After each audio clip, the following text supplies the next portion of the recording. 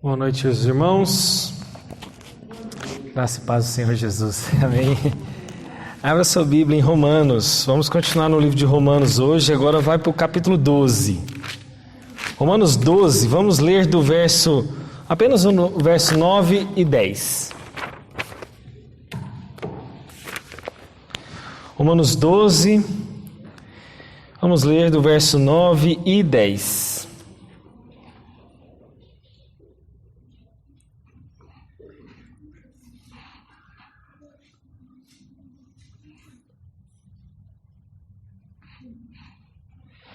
Bom, diz assim a palavra do Senhor: o amor seja sem hipocrisia, odeiem o mal e apegue-se ao bem, amem uns aos outros com amor fraternal, quanto à honra, deem sempre preferência aos outros. Leni, abaixa, exceto o meu microfone, acho que é os dois primeiros, o resto você pode abaixar tudo aí, senão vai dar sempre uma interferência aí. Dá uma olhada aí, esses dois primeiros você não abaixa, os demais todos você pode abaixar. Ou colocar no mudo. Isso, pode abaixar todos aí. Acho que deu certo. Senão fica, acho que o violão, alguma coisa aqui está atrapalhando o cabo deles. Vamos ler de novo, que isso atrapalhou um pouco a leitura da mensagem. Romanos 12, 9 diz: o amor seja sem hipocrisia, odeiem o mal e apeguem-se ao bem. Amem uns aos outros com amor fraternal. Quanto à honra, deem sempre preferência aos outros. Vamos orar mais uma vez? Senhor, Tu sabes o quanto eu estou distante, ó Deus, de viver o que será pregado aqui. Mas eu não estou aqui, Deus, para pregar a minha vida. Eu não estou aqui, Deus, para dar o meu testemunho. Eu não estou aqui para dar os meus exemplos. Eu estou aqui, Deus, para pegar a Tua mensagem, o que a Tua palavra diz. E, Senhor, aquilo que o Senhor deseja que nós vivamos a partir de hoje. Sei que a Tua palavra, Deus, corta tanto para quem prega quanto para quem ouve. Por isso, Senhor, nessa noite, que seja pregada somente a Tua palavra e nada mais. Porque ela é reta e apta para nos corrigir e nos moldar. Senhor, traga a Tua graça e misericórdia no meio do Teu povo, para que saímos daqui inteiramente impactados pela Tua palavra. Senhor, que o Senhor nos leve aos pés do Senhor Jesus, quebranta os nossos corações, mas também nos encoraja a Te servir. Deus, em nome do Senhor Jesus, a servir ao Senhor e também uns aos outros, ao nosso próximo. Livra-nos das palavras hipócritas, livra-nos do amor fingido e fale conosco, baseado na dependência e no poder do Espírito Santo. E assim nós oramos em nome de Jesus. Amém. Bom, irmãos, muitos falam que a epístola de Paulo aos Romanos é o maior tratado teológico que a gente tem. E é interessante que Paulo, quando ele escreve Romanos, imagine você escrevendo hoje uma carta, um e-mail ou um WhatsApp. E ele quer então que as pessoas possam compreender o Evangelho de Jesus. Havia dois tipos de povos na igreja romana: judeus e gentios. E ele quer dizer única e simplesmente que a base para que nós possamos crer em Jesus Cristo é através da justiça do próprio Senhor Jesus. E olha só, se você quiser entender o livro de Romanos, eu vou resumir e dar um panorama aqui em alguns segundos. Você fala assim, mas como é que eu vou ler o livro de Romanos? Preste atenção, do capítulo 1 ao capítulo 11, ele está dando uma base doutrinária, aquilo que Jesus fez por nós. Então imagina assim, do 1 ao 11, doutrina, doutrina, doutrina. Ensino, ensino, ensino. A palavra doutrina nada mais é do que ensino. Então do capítulo 1 ao 11, só ensino. Só que no capítulo 12, ele fala o que nós devemos fazer baseado naquilo que ele já ensinou. Não é simples. É tão simples. Isso vai até o capítulo 15. E no capítulo 16, no final do 15 e 16, ele dá saudações finais. Então, se você quer dividir o livro inteiro de Romanos, é assim. Do 1 ao 12, ensino. Perdão, do 1 ao 11.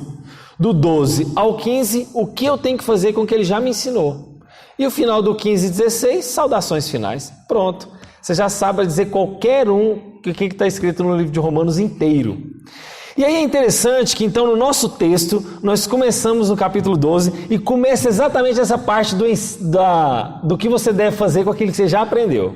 Lembre-se, do 1 ao 11, só doutrina. Do 12 até o 15, o que você tem que fazer com essa doutrina? E aqui é exatamente o começo disso. O que nós devemos fazer com aquilo que nós já sabemos? O que você tem que fazer com aquilo que já foi ensinado? Paulo ensinou até o 11. Então, a partir do 12, agora o que você tem que fazer com o que você já aprendeu? É o que ele está falando. E é interessante que sempre teologia e ética, doutrina e vida, credo e conduta sempre caminham juntos. Sempre. Nós nunca podemos ser aquele que sabe demais e faz de menos. Ou que faz muito e não sabe nada. Eles sempre andam juntos. Ok? Então vamos lá. Teologia e ética, ou seja, o ensino que eu estou fazendo, a doutrina, o ensino e a minha vida, e o credo que eu creio e a minha conduta, sempre juntos, nunca um é separado do outro. Tem gente que sabe demais de Bíblia e não vive nada. Tem gente que quer viver um monte de coisa, mas não sabe nada de Bíblia, está vivendo tudo errado. E Paulo sempre está falando isso na sua carta inteira. É o que eu sempre falo para os irmãos aqui de imperativo e indicativo. Indicativo é o que Jesus já fez por mim. Imperativo é, então, já que Jesus fez isso, então vai e faça aquilo. Pelo que eu sei que Jesus já fez por mim, então eu vou e faço alguma coisa. Indicativo, imperativo. Imperativo é uma ordem, vai e faça. Mas por que você vai e faz? Porque eu já sei de alguma coisa lá atrás. E é interessante, o que Paulo está vivendo aqui? Como é que é a situação que Paulo está vivendo? Ele está no final da sua terceira jornada missionária. Ele está escrevendo isso aqui mais ou menos 24 anos depois que Jesus foi aos céus. E ele está na cidade de Corinto, que ele ficou 3 meses escrevendo ali essa carta. Então lembre-se sempre. Paulo está no final da sua terceira viagem missionária, na cidade de Corinto, 24 anos depois que Jesus ressuscitou. E ele faz exatamente um debate imaginário. Pensa na epístola de Romanos como um debate imaginário. Você está debatendo com alguém que, entre aspas, não existe. Então ele escreve e ele imagina alguém perguntando e ele está respondendo. Imagina você assim no seu quarto. Olha, fulano de tal, eu vou levantar uma pergunta. Aí o cara que imaginariamente está na sua frente faz outra pergunta, ele vai e responde. Aí a pessoa está ali imaginário, faz a pergunta e ele está respondendo. É isso. A carta inteira também. E ele tem um caráter missionário de convencer a igreja de Roma a apoiar a plantação de igrejas lá.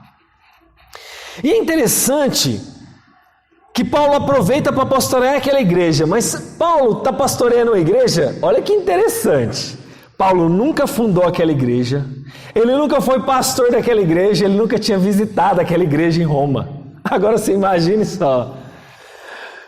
Você recebe aqui um e-mail, um WhatsApp, uma carta de alguém de fora da igreja, que nunca pastoreou Boa Vista, nunca pisou os pés no Boa Vista e nunca nem esteve aqui. Você ia dar moral para essa carta? Com que autoridade você ia dar para esse escrito? E aí eu te pergunto, com que autoridade Paulo escreve para Roma? Com a autoridade de apóstolo que ele tinha. Com a autoridade de carta inspirada pelo Espírito Santo a exortar aquelas pessoas que ele nem tinha fundado aquela igreja. Não é interessante? E aí o mais interessante é que como então nasceu essa igreja, já que Paulo nunca foi lá, Paulo nunca esteve, Paulo nunca pastoreou, como é que então nasceu essa igreja? É muito provável que judeus que vieram de Roma, que foram lá para Jerusalém, foram naquela chamada festa do Pentecostes, lembram em Atos 2? E lá na festa do Pentecostes, em Atos 2, várias pessoas de várias cidades vieram para Jerusalém. E é muito provável que judeus que estavam lá em Roma foram lá para Jerusalém participar da festa do Pentecostes. Se converteram, voltaram para Roma e fundaram uma igreja. É muito provável que a cidade de Roma teve a sua igreja fundada assim. E é interessante que Paulo está vivendo aqui num contexto cultural importante. Há pressões internas e externas na igreja. O que é pressão interna? Imagine só, judeu e gentil vivendo na mesma igreja. Isso para você hoje talvez não pode significar nada, mas sabe o que significava muito? Um judeu continuava, mesmo crendo em Jesus, continuava às vezes guardando o sábado. Continuava às vezes circuncidando o seu filho. Continuava às vezes não comendo carne de porco. Tá, então você tem uma ala da igreja de judeu, convertido, que está guardando isso aí da lei ainda judaica. Mas tem uma outra ala da igreja, gentil, converteu agora, nunca foi judeu, que come carne de porco, que não guarda o sábado e que não circuncida seus filhos. E aí há uma briga interna dentro da igreja. Imagina um choque de realidade. É esse contexto que Paulo está vivendo. O choque cultural, uma cultura de judeus e a cultura de gentios no meio de uma mesma igreja. Só que ele não está sofrendo só essa pressão interna, ele está sofrendo também uma pressão externa. Quem é a pressão externa? O Estado romano. E aqui ainda as perseguições aos cristãos não começaram muito ainda intensa não, mas já havia hostilidade. Gente falando mal de crente, gente falando, você vai para a igreja? Ou então dando pressão nas pessoas. Então já havia uma hostilidade, pressão, pressionando as pessoas a não ser cristãos. Esse é o plano de fundo. E o capítulo 12 aqui começa exatamente por causa das misericórdias. Olha o verso 1. Portanto, irmãos, no capítulo 12. Portanto, irmãos, pelas misericórdias de Deus. Olha só, lembra aquele que eu falei para vocês de indicativo e imperativo? O que é o indicativo? A obra que Cristo já fez por mim. O imperativo é, então vai e faça. Olha só. Portanto, por causa das misericórdias de Deus, peço a vocês, ou seja, uma ordem, que ofereçam o seu corpo como sacrifício vivo.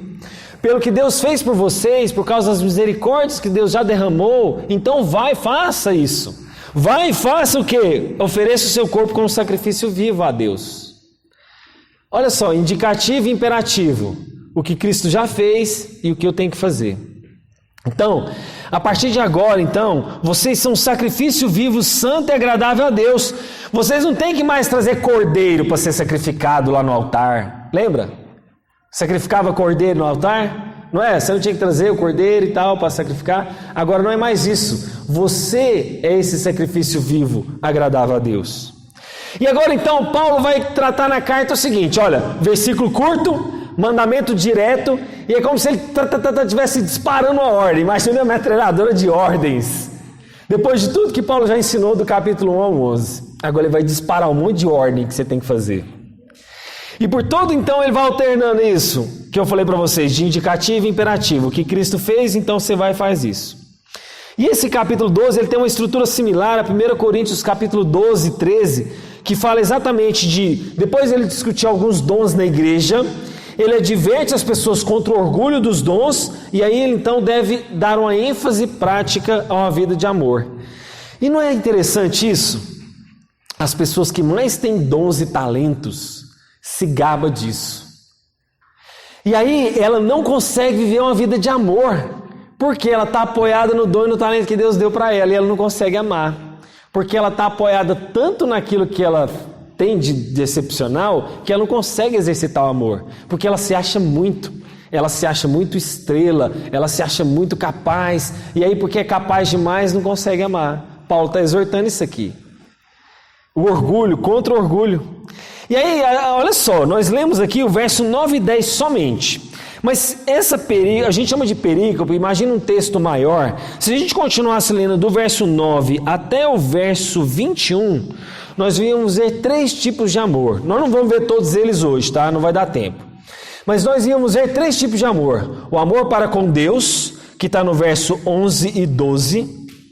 O amor para com outros cristãos, está no verso 9 e 10 que a gente leu, está no verso 13, 15 e 16, o amor para com os crentes.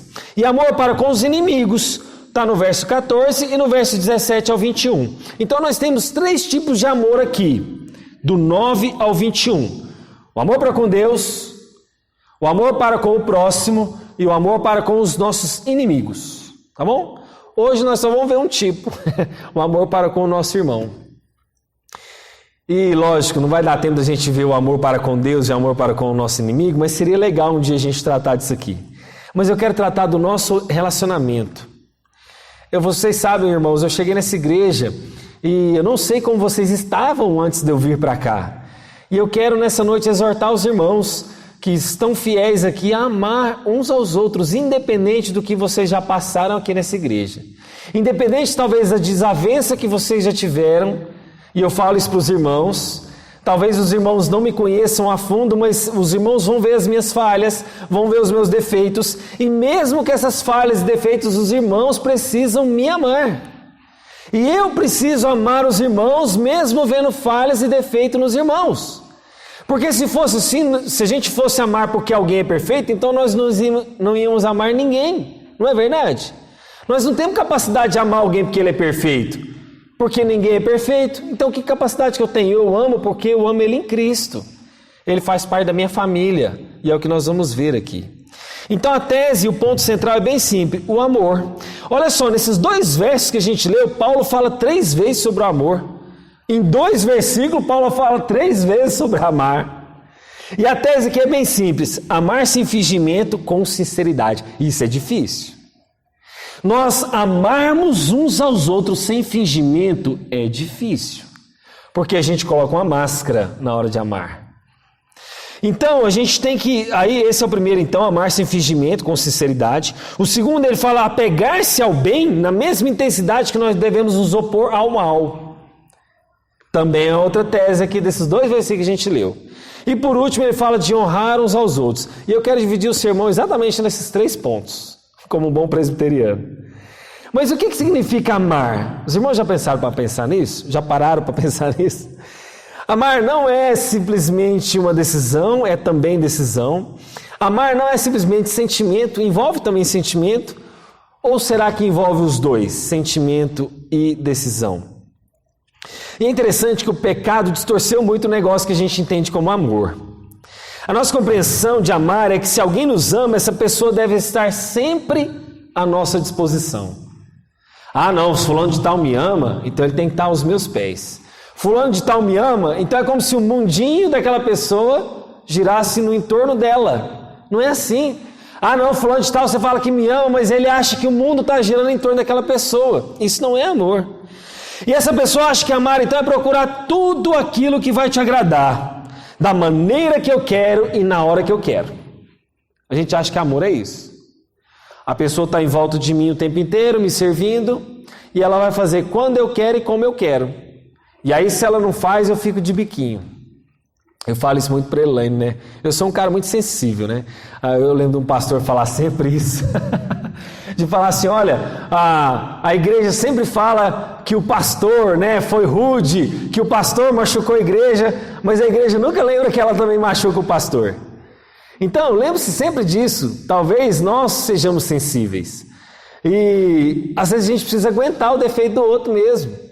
Às vezes o irmão, sem querer, nos fere. Isso é normal.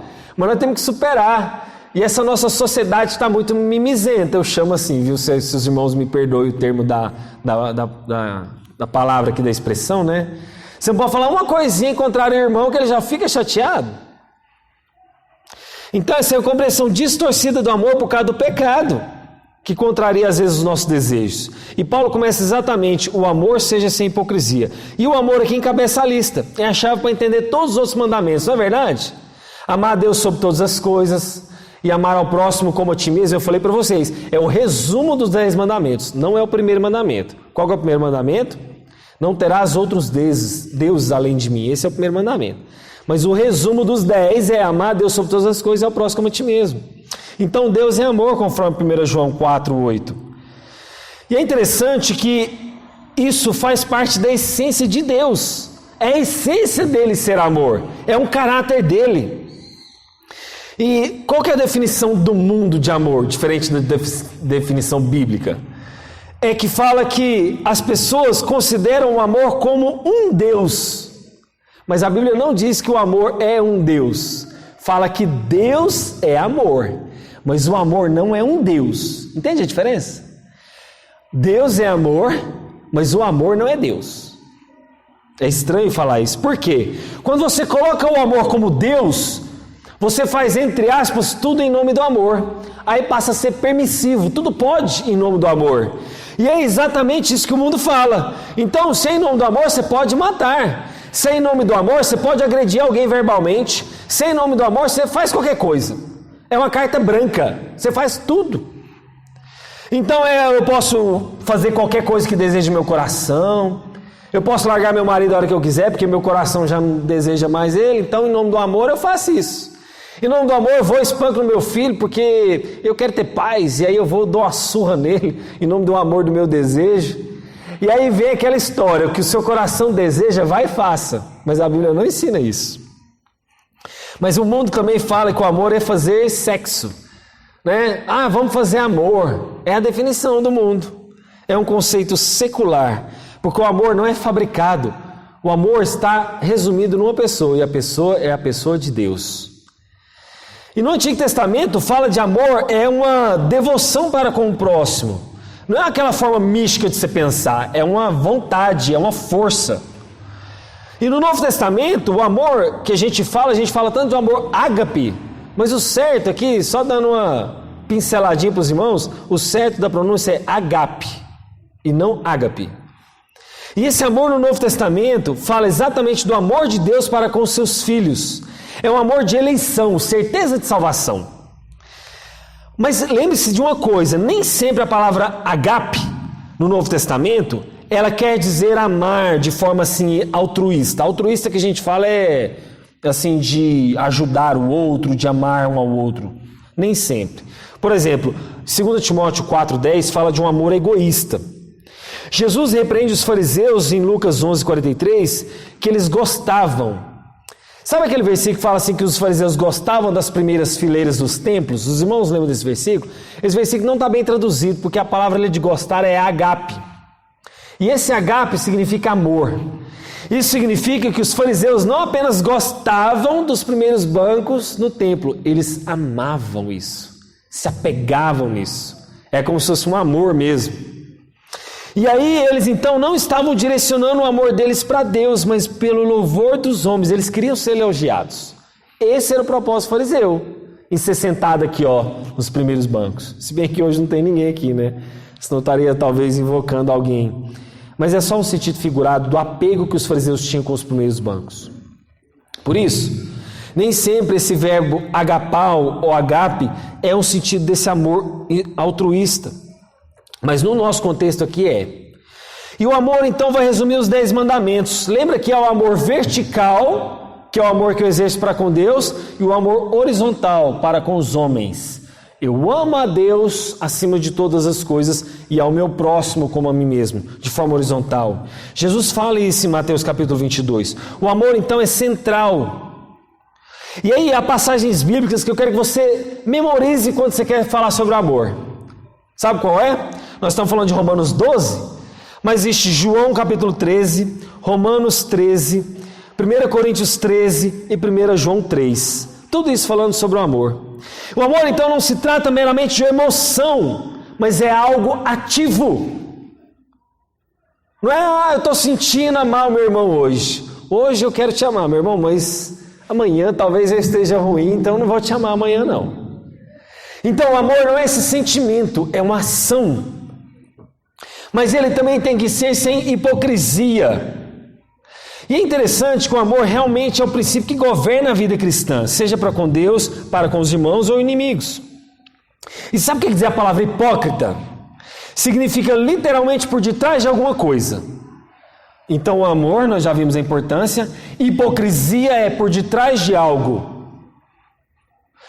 Lembra daqueles atores antigamente? O que um ator fazia antigamente? Ele pegava aquela máscara tinha um palitinho.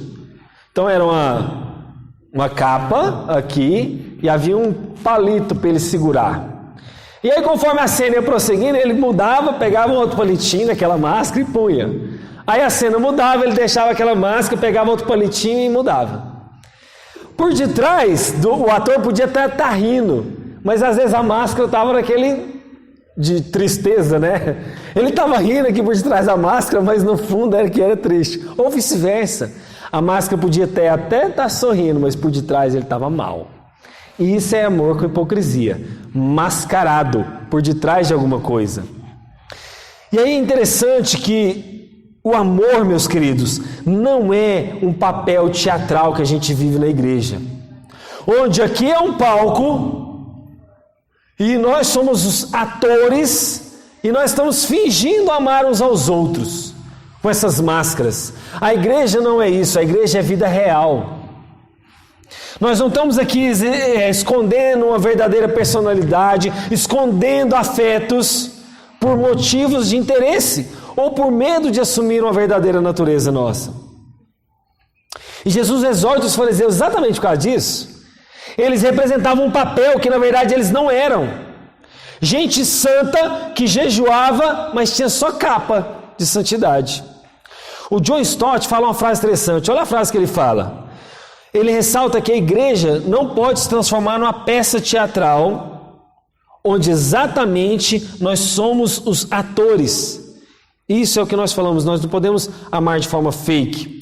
E a hipocrisia é tão séria, você sabe por quê? Que ela contrasta com a verdade. E quem que é o pai da mentira? O diabo, é claro. Afinal, como eu falei para os irmãos, esse amor não é teatral, ele é a vida real. Sendo assim, o nosso amor tem que ser genuíno e sem fingimento.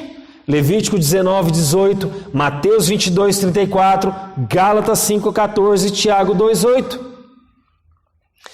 E aí, o que vem em seguida, então, a lista de Paulo? Atitudes. Então, se você ama, vai, faça isso, isso e isso. O amor de hoje, então, é confundido muito com essa emoção, com esse sentimento que eu vou sentir por alguém. É um amor bíblico. Ele não exclui o sentimento, mas ele é atitude. Sempre se manifesta concretamente a palavra de Deus. E aí, então, porque você ama, olha só, o amor, então, seja sem hipocrisia, o que você tem que fazer? Vá, então, e odeie o mal e apegue-se ao bem. Final do verso 9. Se você ama, sem hipocrisia, vá, então, odeie o mal e apegue-se ao bem. Paulo aqui está fazendo duas coisas diametralmente opostas.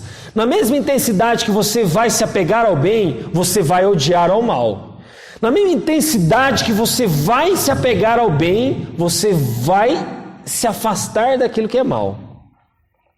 E Paulo usa então detestar e apegar exatamente nesse sentido poderosamente oposto. Sabe, meus queridos, essa palavra aqui, se os irmãos pudessem entender a intensidade dela, eu queria transmitir isso através da pregação, talvez eu não vou conseguir. Mas é um imperativo tão intenso que não é simplesmente assim, você se desagradar, você ter uma mera antipatia. Ele está falando de uma coisa abominável mesmo, de você simplesmente abominar. Eu acho que não tem como eu explicar melhor isso. Então a gente deve encarar o mal como um ataque ao caráter do próprio Deus. Sabe, meus queridos, e apegar-se então ao bem é a mesma raiz da palavra grega de colar. Você já tentou colar dois papéis? Imagine duas folhas de papel, de caderno, e você cola. E aí você deixa um tempo lá numa cascolar da vida. Você já tentou arrancar isso aí? É o que Paulo está tentando na mesma intensidade de dizer, para você se apegar ao bem. Esse colar, esse apegar-se ao bem, essa cola, onde tudo que eu vou fazer para o meu irmão é no sentido de benefício para ele, é de serviço.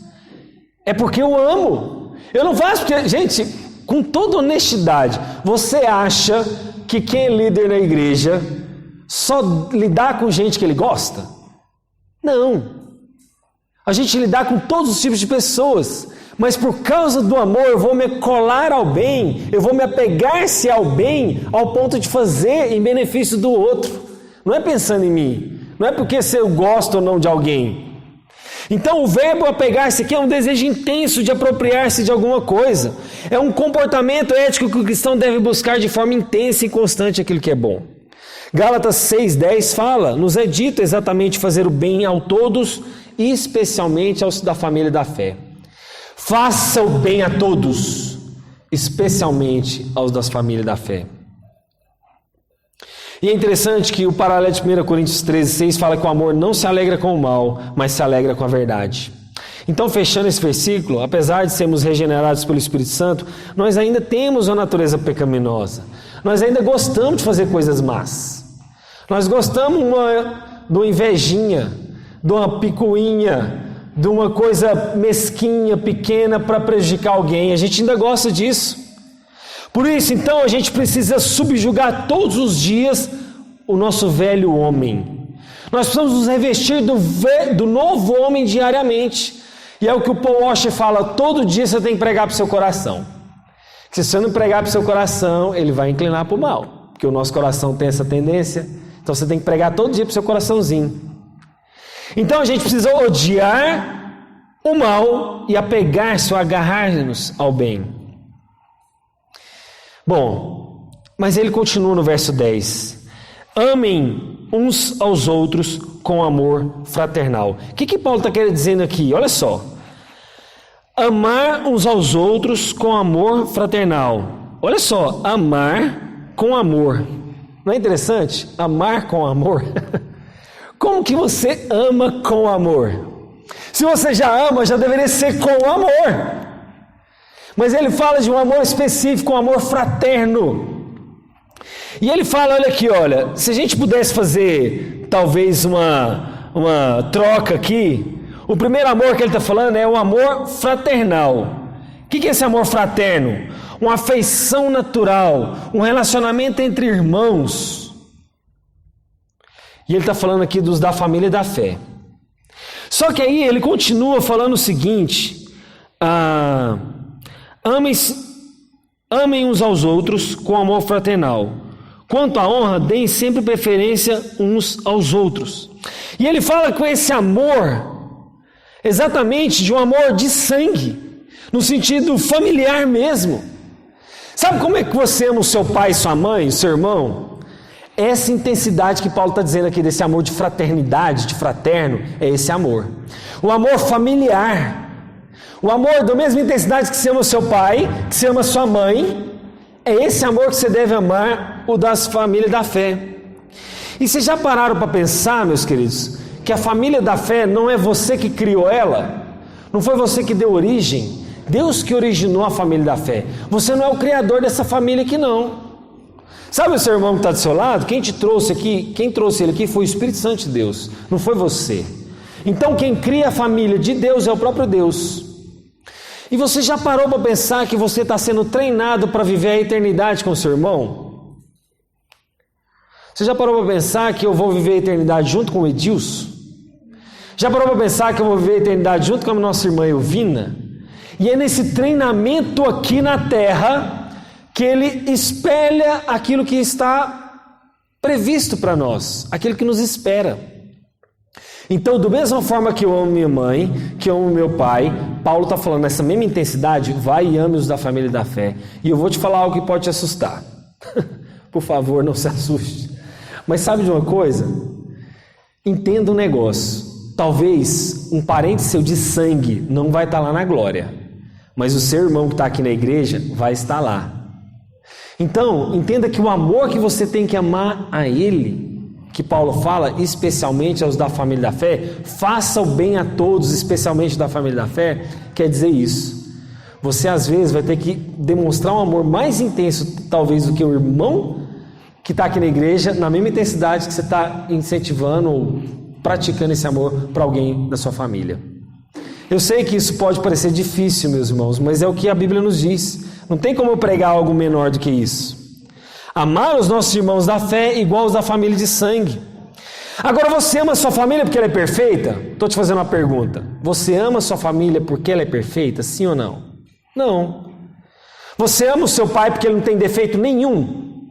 Você ama o seu filho porque ele também não tem defeito? Não. Você ama o seu filho porque ele é seu filho. Você ama o seu pai porque ele é seu pai, não porque ele é ausente de defeito.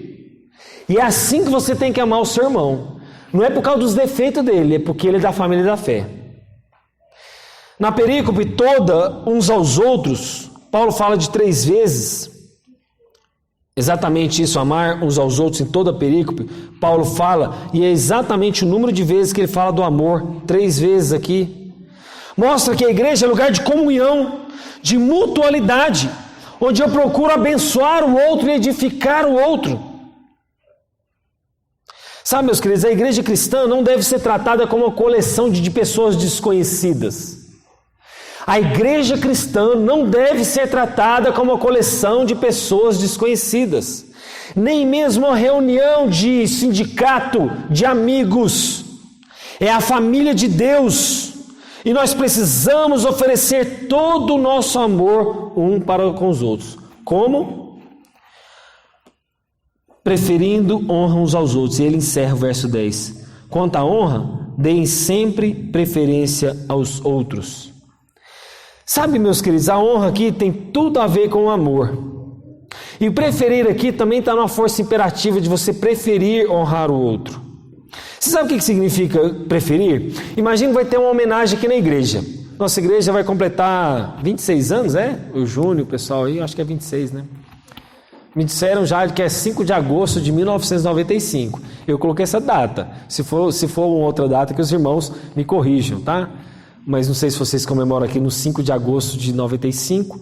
Bom, se essa igreja então nasce nessa data, se não for, que os irmãos me corrijam no final, mas vamos supor que seja essa data e vamos comemorar 26 anos. E aí, nós vamos então ter uma eleição aqui de quem vai ser o membro, vamos dizer assim, emérito. Quem vai ser o membro homenageado, o mais antigo, o que está aqui desde o início, o que mantém-se fiel nesses 26 anos. E a gente vai então fazer uma lista. E nessa lista fica 2 pessoas empatadas no final. Imagine que a gente está fazendo essa eleição aqui na igreja. E aí sobra 2 pessoas. E aí, dessas 2 pessoas, você sabe o que significa honrar uma a outra? É uma delas virar para ela e falar assim: irmão, eu te dou o lugar. Pode ser homenageado no meu lugar. Isso é preferir honra um do outro. Isso é dar lugar de honra um ao outro. E em 1 Coríntios 13, o amor não procura os seus próprios interesses. Vocês lembram disso, 1 Coríntios 13? Lá também, em 1 Coríntios 13, o amor não insiste na sua própria maneira, nem busca a sua própria vantagem, não reivindica seus direitos. O amor não é egoísta, mas ele honra os outros. Agora, Paulo, lembre-se, ele não está falando de uma honra fingida, porque tem gente que gosta de bajulação, não é? Tem gente que, para bajular o outro, para conseguir honra com o outro, faz um amor fingido. Isso é amor fingido, onde você quer por interesse próprio. Você não ama uma pessoa por causa do interesse que você tem lá na frente com ela. Ah não, essa pessoa aqui, tal coisa, eu vou conseguir lá na frente. Não, com essa pessoa aqui, tal coisa, eu vou conseguir com ela lá. Então eu vou colar nela, vou amar ela, vou fingir que eu a amo por causa do benefício lá na frente que eu vou ter. Isso é amor fingido. Isso é hipocrisia. Então, meus queridos, aqui esse amor é um convite à humildade de um coração de servo. Não confunda a honra como bajulação, como eu falei para vocês. Filipenses 2:3. Considere cada um dos outros superiores a si mesmo. Nada façais por partidarismo ou vanglória, mas por humildade, onde cada um cuide não é somente daquilo que é seu interesse, mas também do interesse do outro. Eu lembro antigamente como as pessoas faziam mutirão para capinar o lote do vizinho, do irmão da igreja. As pessoas faziam mutirão para pintar a casa do outro. Pergunta se tem isso hoje na igreja. O cara vai lá, pinta a casa sozinho, não quer nem saber do outro, o irmão está me atrapalhando, nem comunica também, a gente nem sabe que ele está pintando a casa dele, também ele não fala, né? Mas quando fala, o outro fala, não posso, não sei aquilo. Cansei disso. Faz uma lista dos irmãos que vai participar.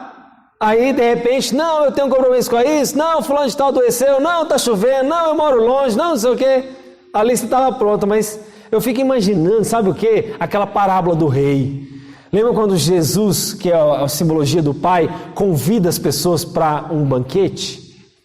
Sabia que naquela parábola, aquele banquete já estava preparado e agendado? Por que o rei fica tão irado das pessoas não comparecer e começa a arrumar um monte de desculpa para não vir? Porque no Oriente Antigo, qualquer banquete era bem preparado. Ou você acha que antigamente tinha freezer para guardar carne?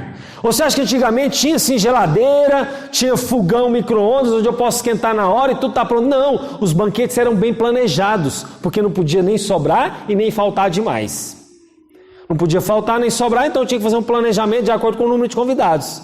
Então o rei planeja o número de convidados, as pessoas começam a falar, não vou por isso, vou casar, vou fazer tal coisa, eu tenho um campo para semear, fulano de tal aconteceu isso. Aí o que o rei faz? Chama quem se vê na rua, porque a casa tem que estar cheia. E aí, sabe, meus queridos, é exatamente isso. Quantas coisas talvez vocês planejaram aqui durante tempos na igreja, se esforçaram e tal, e fulano, não posso, hoje eu não vou, tá isso, tal aquilo. E aí eu quero finalizar com a ilustração, partindo já para as aplicações, com uma seguinte ilustração. Imagina então que tem 2 pessoas estudando para o vestibular. Hoje é chamado de Enem, né? Na minha época era vestibular. Então imagina que tem 2 pessoas estudando. Estudam na mesma escola, todos 2 de manhã. Aí eles se conhecem na sala de aula, viram amigos. E eles começam a se interessar pelo mesmo curso, os dois vão fazer medicina. Aí os dois estudam junto de manhã na sala de aula e eles marcam para estudar à tarde, seja em casa, lá na escola mesmo. E eles vão passando o ano assim, de manhã juntos na sala de aula, à tarde estudando juntos. De manhã e à tarde, os dois para medicina. Só que chega no final do ano, só um deles passa. Como que você acha que é a reação desse que não passou? A Bíblia diz: alegrai com os que se alegram e chorai com os que choram. Eu acho que é muito fácil a gente chorar com os que choram. Você perdeu um pai, você vai lá e chora. Você perdeu um amigo, você vai lá e chora. Alguém morreu de Covid, você vai lá e chora com aquela pessoa. Mas se alegrar com a bênção do outro, tem muita dificuldade. Sabe por quê? Por causa de uma coisa chamada natureza adâmica no nosso coração, que é difícil alegrar com a bênção do outro, que é difícil alegrar com a alegria do outro, que é difícil se alegrar porque ele comprou uma casa e você ainda está pagando prestação, que é difícil talvez se alegrar que ele comprou um carro novo e seu carro vive na oficina. Mas imagine o teste desses dois estudantes. Será que esse estudante que não passou em medicina vai conseguir se alegrar com a vitória do outro? Será que esse estudante de medicina que passou o tempo inteiro ao lado dele junto estudando, será que ele vai conseguir se alegrar com a alegria dos outros? Esse é o teste que a Bíblia nos diz, meus irmãos. Ela não rebaixa o nosso nível por causa da nossa natureza adâmica, não. O nosso nível tem que ser alto. E aí eu tenho que me alegrar. E por fim, eu só quero concluir com duas aplicações. A primeira é que a temática dessa pregação pode parecer tão conhecida, não é verdade? A gente já sabe disso tudo. Eu tenho que amar meu irmão. Mas eu estou aqui, meus queridos, para te relembrar isso. Para você voltar a praticar, talvez, porque você já esqueceu disso. Eu estou aqui mostrando que através da graça de Cristo Jesus, nós podemos praticar esse amor. Por meio de Jesus eu posso praticar esse amor. É só Ele que pode me capacitar a alegrar com os que se alegram e chorar com os que choram. Somente por causa de Jesus eu consigo esse nível de amor, que não é aquele amor mundano lá atrás que eu defini para vocês. Então, o amor, primeira aplicação, testa as nossas verdadeiras motivações. De forma prática, como saber se eu estou amando então verdadeiramente sem hipocrisia? Como que eu vou saber isso? O primeiro nível que eu quero estabelecer com os irmãos é que, primeiro, tem gente que não demonstra amor de forma nenhuma. Você já viu gente que é assim?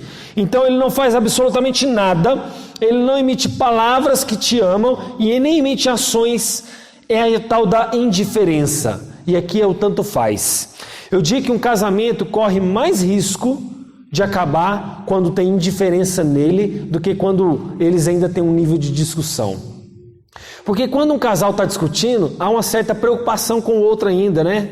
Está lá discutindo, está uma certa briga, mas ele ainda está preocupando com o outro. Agora, a indiferença é o oposto do amor. Você sabe por quê?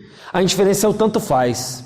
Tanto faz se ele chegar em casa agora, tanto faz se ele morrer atropelado amanhã, tanto faz se ele voltar ou não para casa, tanto faz. O tanto faz é perigoso, a indiferença é perigosa. Então esse é o primeiro nível. Tem gente que não faz absolutamente nada para demonstrar o amor para com o outro. Não fala, não age.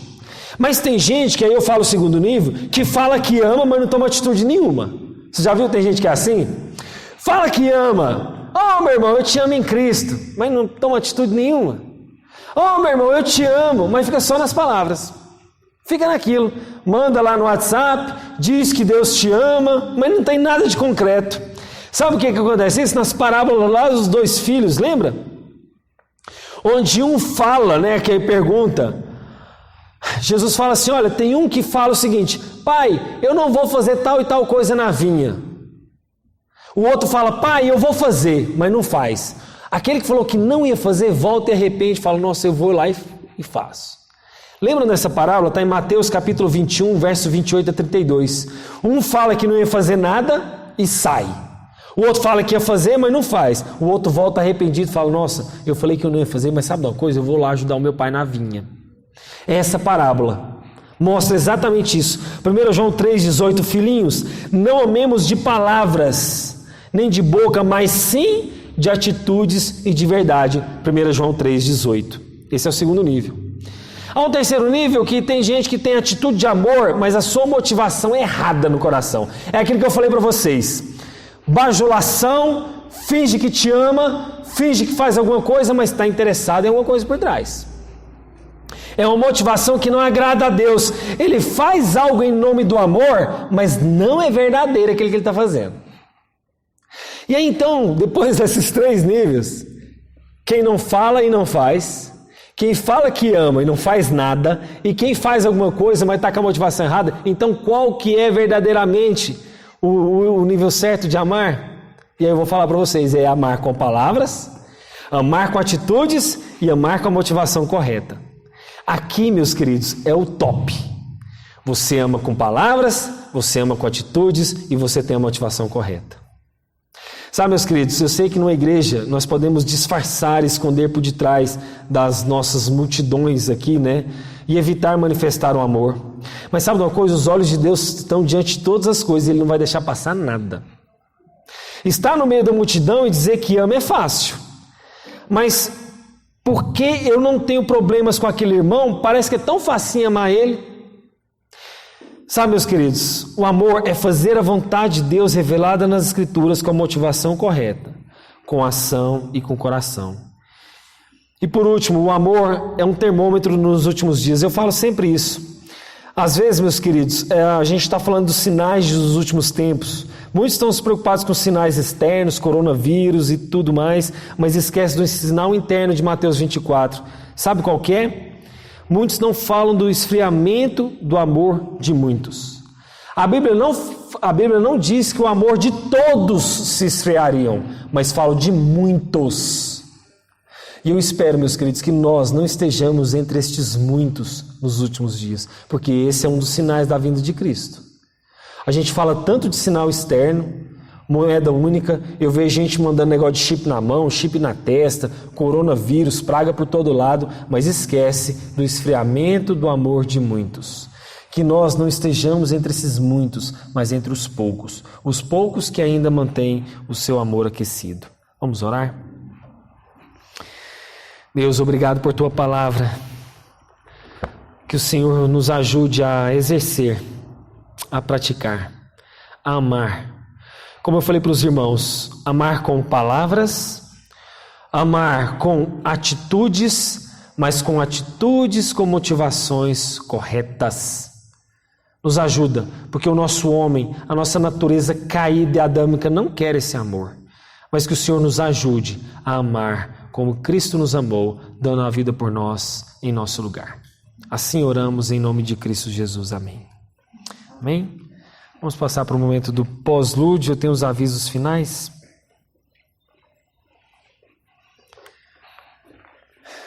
Edil, você faz uma gentileza para mim? Leva o computador lá para a Elaine para eu projetar os avisos.